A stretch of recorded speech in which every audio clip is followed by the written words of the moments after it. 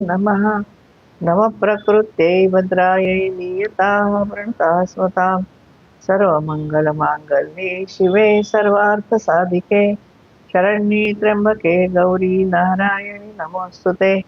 देहि सौभाग्यमारोग्यं देहि मे परमं सुखं रूपं देहि जयं देहि यशो देहि द्विषो जहि। ओम श्री मात्रे नमः। अवधूत चिंतन श्री गुरुदेव दत्त सद्गुरुनाथ महाराज की जय। जय जय रघुवीर समर्थ।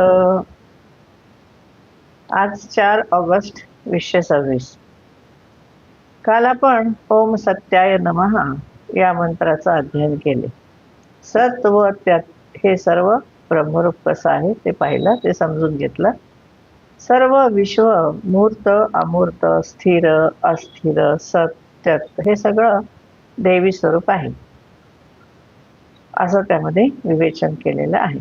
या मंत्राचा जप केल्याने यथार्थ फळ मिळते, जीवन अर्थहीन होत नाही असं तिथं सांगितलेलं आहे. तर आज आपण पशूनाम रूपमन्नस्य मयी श्रीः शयता यशः या रुचेमधला पशूनाम रूपम या पदाचा अभ्यास करूया. श्लोक 170 ते श्लोक 173चा पूर्वार्ध यामध्ये या पदाचं विवेचन आहे आणि त्यापासून तयार होणारा मंत्र ओम पशूनाम रूपाय नमः असा आहे. त्याचा अर्थ आणि महात्म्य दिलेलं आहे. ते कसं ते आपण बघूया. जीवनाची सफलता व्हावी म्हणून आपल्याला सत्य स्वरूप एकदा देवीचं कळालं पाहिजे हे सांगितल्यानंतर आणखीन कशा प्रकारे चितशक्तीचं रूप आपल्याला जाणता येतं ते आता पुढे त्यांनी सांगितलेलं आहे. पशूनाम रूपम अन्नस्य मयी श्रीः शयता यशः. असं तर पशूनाम रूपम असं जे पद आहे ते देवीचं एक नाम म्हणून त्यांनी इथे सांगितलेलं आहे. आता इथे पशु हा शब्द आलेला आहे म्हणून असं म्हणतंय की जीव पशु 3 प्रकारे वेगवेगळ्या अवस्थेत पाहत असतात किंवा राहतात.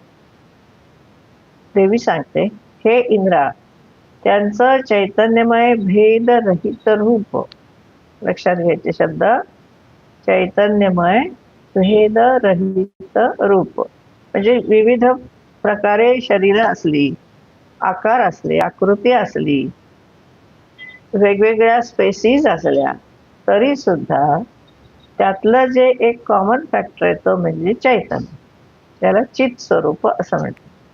त्यामुळे भेदरहित असं जे रूप आहे ते म्हणजे चित्रूप.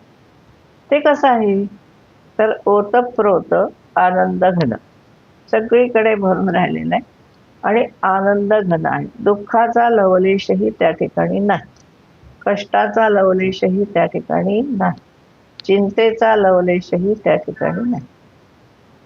असा आनंद घन असं म्हटलं. हे सगळं कोण आहे तर मी स्वतः म्हणजे भगवत. आणि हे सगळे जीव माझ्या चित त्या शक्तीच्या अंशामुळे चित शक्तिरूप आहेत. आपल्यामधली जी चेतना आहे ही चेतना हे चित शक्तीचं स्वरूप आहे, ते देवी स्वरूप आहे. आता काय म्हटलेलं आहे तर पशु का म्हटलंय इथे तर पशु जे म्हणजे हे जे सगळे जीव आहेत, आपण म्हणजे मनुष्य प्राणी असं नव्हे, सगळे जीव आहेत त्यांना पशु म्हटलेलं आहे. कशा दृष्टीने पशु म्हटलंय, वाईट अर्थाने नाही म्हटलेलं. पशु म्हणजे रानटी, जंगली, अडाणी असं नाही इथे अर्थ घ्यायचा. इथे अर्थ आहे जे पाहतात ते पशु, पश्यती असं इथे घेतलं. जे पाहतात ते पशु, अशा अर्थी हा पशु इथे शब्द योजलेला आहे. आता कोण कोण पाहतं, पाहणारे कोण कोण आहेत तर देव आहेत. देवकोटी म्हणजे ते सांगते पुढे कोण आहेत ते, मानव आणि तिर्यक योनी. तिर्यक योनी म्हणजे उडणारे वगैरे असे असतात पशु पक्षी किंवा पाळीव प्राणी असं द्या. तर देव म्हणजे कोणते तर पृथ्वीवर पुण्यकर्म करून मिळालेली गती, स्वर्गामध्ये जी जातात ते. पुण्य कशासाठी मिळवायचं असतं, स्वर्ग कामो यजेत, स्वर्गासाठी, स्वर्गप्राप्ती होण्यासाठी आपण उपासना करतो, पुण्यकर्म. त्या ठिकाणी जे जातात त्यांना देवकोटी म्हणतात. ते मुख्य देव 3 आहेत, ब्रह्मा विष्णू महेश. इंद्र हा देवांचा राजा आहे, अष्टदिक्पाल आहेत, ते देव आहेत. पण असे जे मनुष्य जे इथं पुण्यकर्म करून, मोठे मोठे यज्ञ करून, दानधर्म करून, समाजकार्य करून, राष्ट्रकार्य करून जे स्वर्गामध्ये जातात त्यांना देवकोटीमध्ये जीव असं म्हटलंय. कारण ते क्षीणे पुण्य वरच्या लोकं विशंती. पुण्य क्षीण झाले की ते परत येतात. तेव्हा गीतेने म्हटलेलंच आहे ना, की यज्ञ करून पुण्य मिळवलेले जीव स्वर्ग लोकामध्ये जातात. त्रैविद्या मां सोमपापूत पापा यज्ञैरिष्ट्वा स्वर्गतीं प्रार्थयन्ते ते पुण्यमासाद्य सुरेंद्र लोकम अष्टंच दिव्यान दिवि दिव्य भोगान तेतं भुक्त्वा स्वर्गलोकम विशालम क्षीणे पुण्ये मर्त्यलोकम विशंती. 9व्या अध्यायामधला 20-21 श्लोक आहे. याशिवाय मी म्हटलं तसं इंद्रादी देव त्या दिविज या योनीला दिविज योनी म्हणतात. आपल्याला 4 योनी मिळते, उद्भिज, स्वेदज, जारज, अंडज.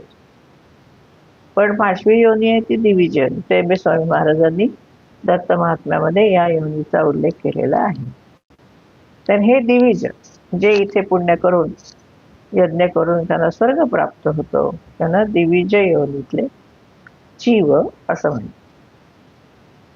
आणि दुसरं म्हणजे तिर्यक योनी.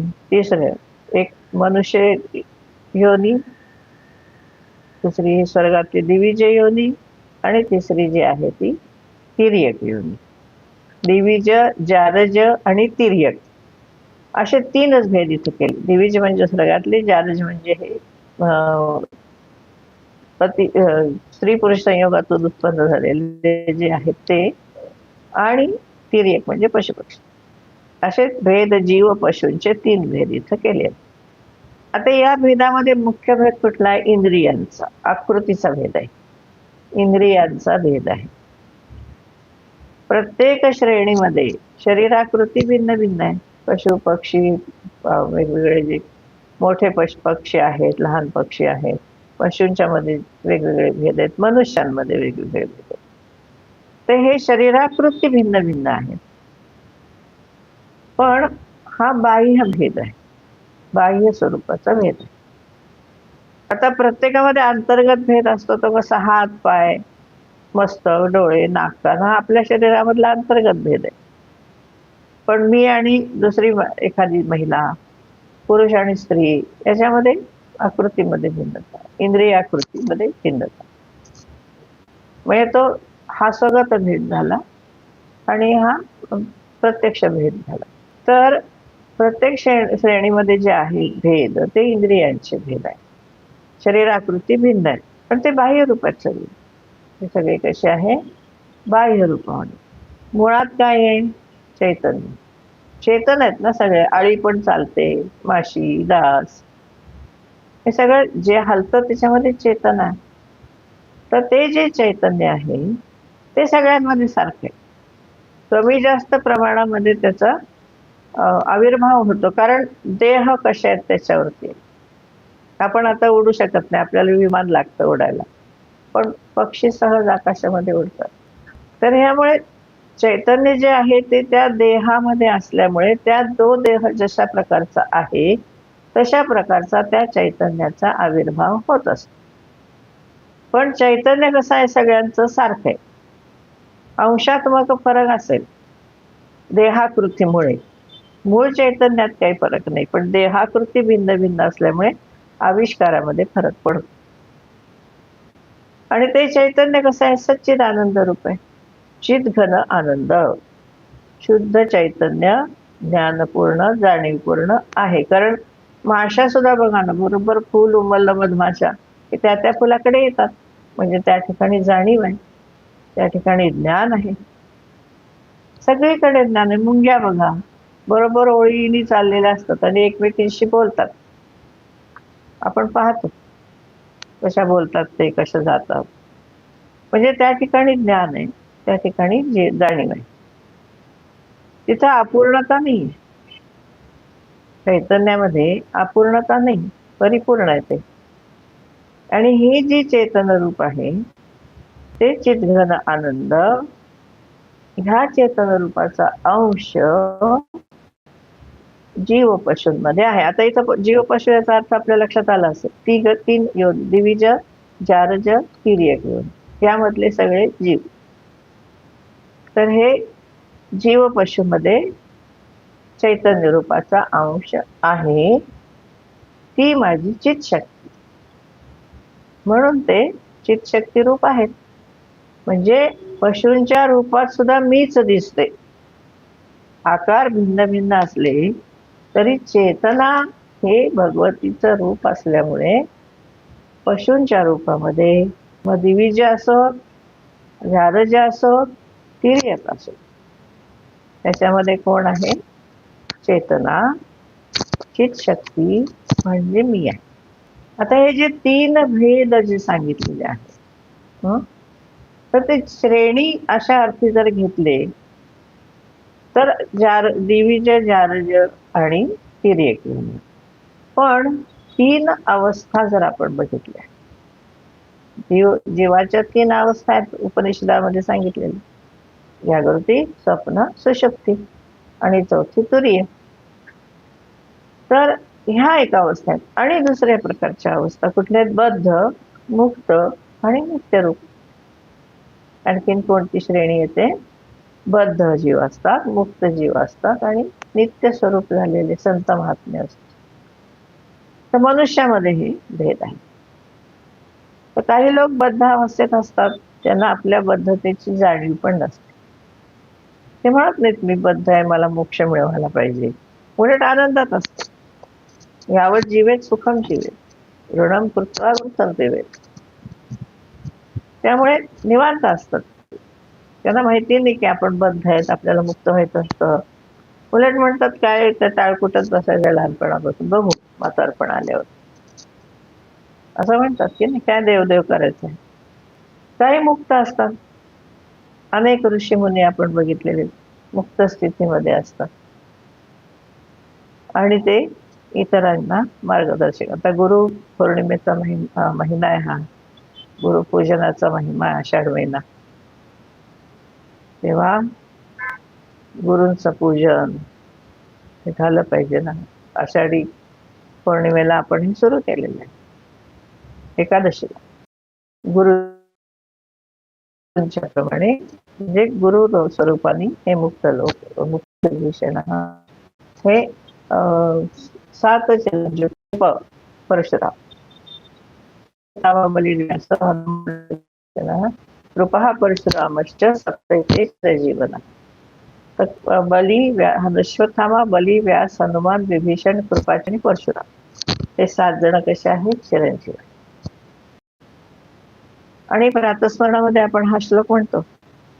त्याच्यासाठी प्रातस्मरणात जे श्लोक पवित्र लोकांचे सगळे त्यांच्या स्मरणाने पावित्र्यामध्ये जातो, म्हणून आपण हे प्रातस्मरणामध्ये जाऊन येतो. तथा पंचकम दाह स्मरेत महानाशनम असं म्हणतो. असे श्लोक असतात. इथून आहे बघा. पण या ग्रंथ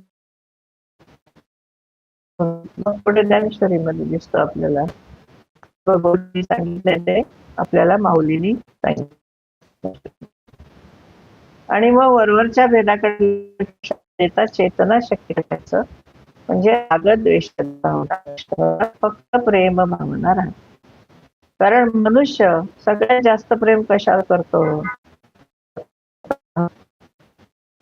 आणि आपणच सर्वांच्या अंतर्यामी आहोत हे जोपर्यंत त्याला कळत नाही तोपर्यंत तो दुसऱ्यावर प्रेम करणार नाही. त्याच्यासाठी त्याची प्रचिती आहे, मीच सर्वांच्या अंतर्यामी चेतना शक्ती माझ्या आणि सगळ्यांच्या संगात चेतना रूपामध्ये सगळे भूत भगवत स्वरूप आहेत हे प्रचिती आहे. त्याच्या प्रेम करायला लागतो तोपर्यंत. म्हणून तो स्वतःला इतरांच्या ते हे अगदी महत्वाचं तत्व प्रत्येक असं सुरुवातीला भगवद्गीता आपल्याला सांगते. भगवत सूत्र आहे त्यामध्ये सांगितलेलं असंच आहे, समत्व, सगळीकडे समभाव आहे. आणि भोग घेणारी तर हा भोक्तृशक्तीचं हे रूप आहे. ती त्या प्रमाणे जसा उपभोग घ्यायचा आहे तसं तिचं रूप होतं. कसं बघूया ना. ही जी आग्नेयी शक्ती आहे, कारण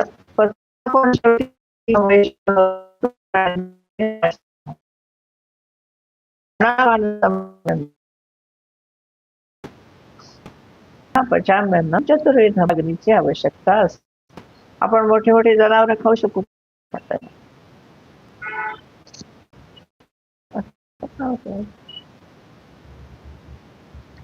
जीव पशु मध्ये काय येते ती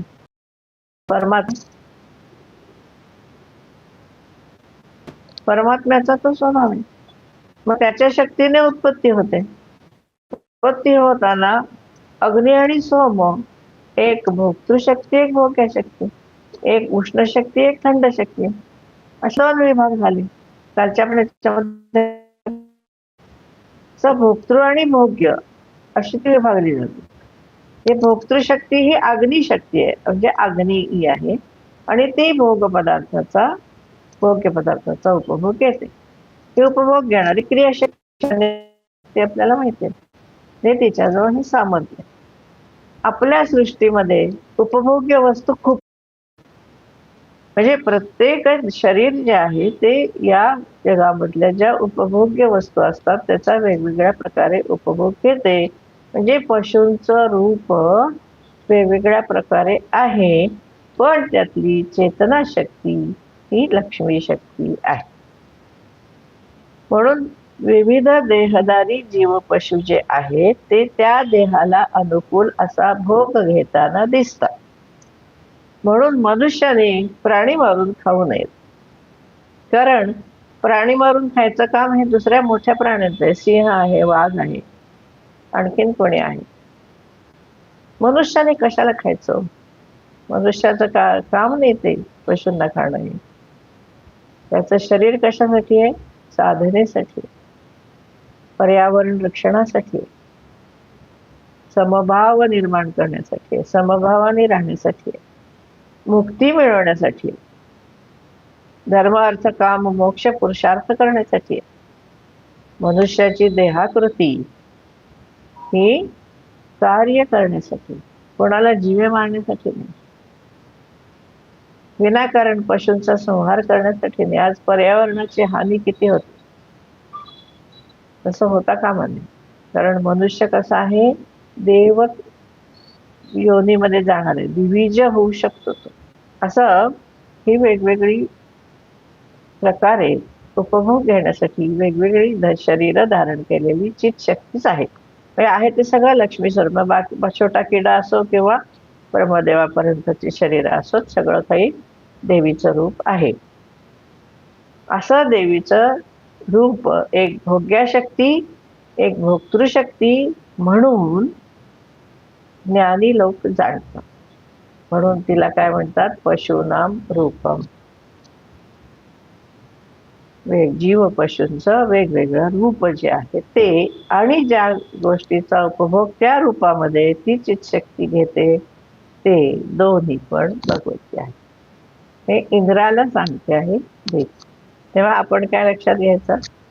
जे जे भेटे भूत ते ते म्हणजे भगवंत. हा भक्ती योगू निश्चित जाणून आपण भगवतीची भक्ती करायची. म्हणजे सगळ्यांना भगवत स्वरूप बघून, सगळ्यांना चित शक्ती रूप बघून, अवघड शब्द न वापरता आपण आपलं त्यांच्यामध्ये देवाचं रूप असतं असं बघ. तेव्हा पशुनाम रूपम या जोडपदापासून 9 अक्षरी मंत्र तयार होतो. तो असा ओम पशुनाम रूपाय नमः. या मंत्रात देवीचं जीव देहधारी रूप आहे ते तिची भोक्तृशक्ती म्हणून आहे, आणि भोग्य शक्तीचा आनंद घेण्यासाठी विविध रूपाने ती नटलेली आहे. सगळीकडे सौंदर्य आहे असं आपण पाहिजे. देवी सौंदर्यवती आहे ना, सगळ्या रूपामध्ये सौंदर्य आहे. आपल्याला पशु प्राणी किती आवडतात बघा. लोक सगळे पाहतात ना, कुत्रे मांजरी वगैरे. पोपट किती छान दिसतो, मोर कसा दिसतो, चिवताई चिमणी कशी दिसते, सगळे जण सगळ्यामध्ये सौंदर्य. म्हणून हे ज्याला समजतो ना, तो शोक, हर्ष, मोह यातून बाजूला गेला. म्हणजे दुःखाचं कारणच तो उखडून टाक. अविद्या, माया, प्रकृती याचा अर्थ कळतो आणि त्याची प्रचिती येते, त्यामुळे तो सुटतो. सोपा आहे की नाही? भक्तियोग सोपा आहे, पण अशा प्रकारे जाणून घ्यायला पाहिजे. तर उगाच सगळे म्हणतात म्हणून नाही, आपल्याला त्याची प्रचिती घ्यायची की सगळ्यामध्ये चित्तशक्ती आहे. विविध उपभोग घेण्यासारख्या ज्या वस्तू आहेत त्याच्यासाठी ती विविध देह धारण करते. ती आहे ते म्हणून चित्तशक्ती देहाच्या रूपाने, इंद्रियांच्या रूपाने भेद. एवढं कळालं तरी काय होतं, आपण मुक्त होऊन जातो. प्रचिती येते. स्वात्मशक्ती, देवात्मशक्ती, जगदरूपा देवी हिचं ज्ञान आपल्याला मिळतं. या दोघांमध्ये दुःखमुक्ती, शाश्वत आनंद, त्याच्यासाठी पर्याय एकच आहे, ज्ञान. दुःखातून मुक्त होण्यासाठी, शाश्वत आनंद मिळवण्यासाठी एकच पर्याय आहे, तो म्हणजे ज्ञान. ज्ञान हे सर्वात पवित्र आहे असं गीता म्हणते. नाही ज्ञानेन सदृशम पवित्रमिह विद्यते असं म्हणते. तसं ज्ञान प्राप्तीने परमशांती मिळते असं पण तिने म्हटलेलं आहे. ज्ञानम लब्ध्वा पराम शांती चिरेण अधिगच्छती, गीता अध्याय 4 39 श्लोक. असं म्हणजे शक्ती आणि ज्ञान यांचा वरील म्हणजे आता आपण जे विवेचन केलं तसा संबंध आहे. या संबंधाबाबत स्वामी शिवानंद आपल्या साधना या ग्रंथामध्ये म्हणतात की पुरुष, आत्मा, ब्रह्मन, शिव हे ज्ञान निदर्शक आहेत आणि स्त्री, प्रकृती, मनस, माया, शक्ती हे बल निदर्शक आहेत. जेव्हा ज्ञान आणि बल एकत्र येतं तेव्हा शाश्वत आनंद मिळतो. हे दोन्ही एकाच नाण्याचे दोन भाग आहेत. जोपर्यंत एकमेकांपासून स्वतंत्र वाटतात तोपर्यंत अपूर्णता व दुःख आपल्याला जाणवत. तो पॅरेग्राफ असा आहे, मेल म्हणजे पुरुष, आत्मा, ब्रह्मन, शिव सिग्निफाय नॉलेज. फिमेल म्हणजे प्रकृती, मनस, माया, शक्ती सिग्निफाय power. When knowledge and power combine together and merge into one another, there is the manifestation of bliss. Power is only the other half of appearance of knowledge, and as long as these two separate themselves, there is imperfection and pain. हे साधना म्हणून स्वामी शिवानंदांचं पुस्तक आहे, page number 419. त्याच्यामध्ये यांचं त्यांनी लिहिलेलं आहे. हे सेपरेशन नको, ज्ञान आणि भल. तेच आपल्याला इथे समजून दिले त्यांनी. ज्ञानाने सर्व कर्म दग्ध होतात, पाप नाहीसे होते आणि ज्ञानरूपी होडीतून सर्व पापांपासून तरून जाता येतं असं गीतेने म्हटलेलं आहे. अपि चेदसि पापेभ्यः सर्वेभ्यः पापकृत्तमः सर्वं ज्ञानप्लवेनैव वृजिनं संतरिष्यति. गीता 4:36 श्लोक. तेव्हा हे होण्यासाठी परमज्ञान, सम्यक ज्ञान आवश्यक आहे. तो सम्यक ज्ञान देणारा हा नवाक्षर. सोपं आहे ना समजून घ्यायला. पशूंचं रूप आपल्याला वाटतं हे कसलं देवीचं नाव आलं. पशुनाम रूप मन्नस्य मयी श्री. किती वेळा श्री सूक्त म्हणतो आपण, पण पशुनाम रूपचा अर्थ अशा प्रकारे लक्षात घ्यायचा की देह इंद्रियाद्वारा त्यांच्यामुळे सगळ्यांमध्ये जरी भेद दिसत असला तरी या सृष्टीमधल्या उपभोग्य वस्तू वेगवेगळ्या देहांनीच त्यांचा उपभोग घेता येतो. तर त्यासाठी विविध देह धारण करणारी ही चित्तशक्ती आहे ती परमात्म स्वरूप आहे. तिला जाणून घेतलं की भेदाभेद अमंगळ हे सगळं निघून जातं आणि देवात्मशक्ती, जगद्रूपा देवी, स्वात्मशक्ती यांची अनुभूती येते. आपण इथं थांबू. उद्या आपण पुढचा मंत्र बघू. सर्वे भवन्तु सुखिनः, सर्वे सन्तु निरामयः, सर्वे भद्राणि पश्यन्तु मा कश्चित् दुःखभाग् भवेत्. ओम शांती शांती शांती. हरि ओम श्री गुरुभ्यो